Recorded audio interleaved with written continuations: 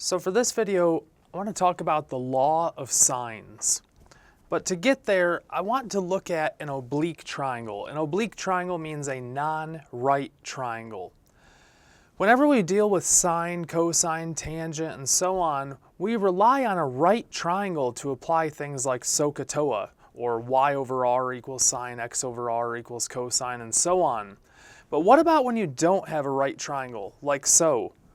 How can you apply sine, cosine, and so on to find the values of an angle or a side? And this is where the law of sines comes into play.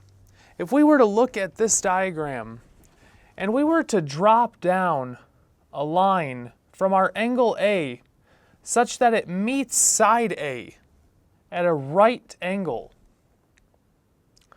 then we will have just constructed two right triangles, one on the left, one on the right.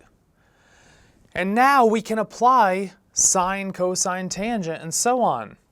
If we call this side h for the height of that side, then we could say sine of this angle B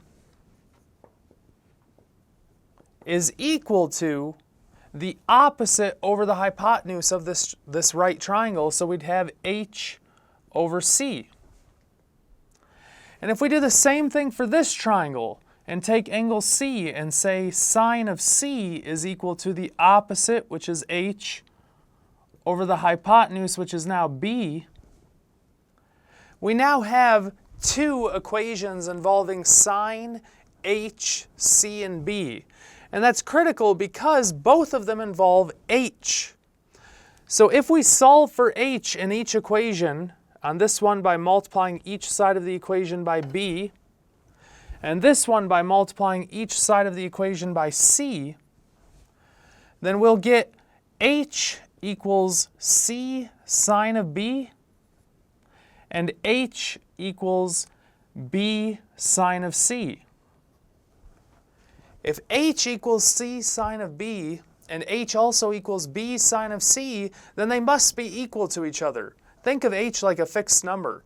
If this value equals 5 and this value equals 5, then they have to both equal 5, so they have to equal each other.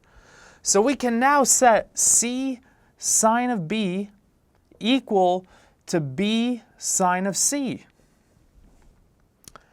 And at this point, just to make it look a little cleaner, it's fine as it is, but if we just want to make it look a little nicer, if we divide each side of the equation by bc, which is totally fine because these are sides of a triangle, neither of them can be 0, then we'll end up getting these c's to cancel, these b's to cancel, and we'll have sine of b over b equals sine of c over c.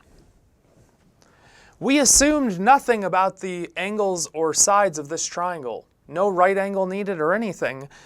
This statement is just always true, given an oblique triangle, a non-right triangle, which means we can now construct something called the law of sines.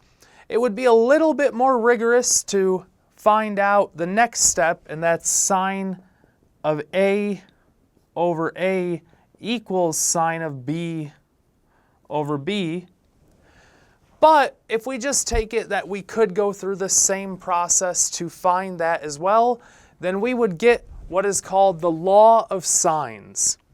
The law of sines says since sine of b over b equals sine of c over c, and sine of a over a equals sine of b over b, then sine of a over a must also equal sine of c over c, which means all three of these values are equal to one another in any triangle, whether it's a right triangle or an oblique triangle.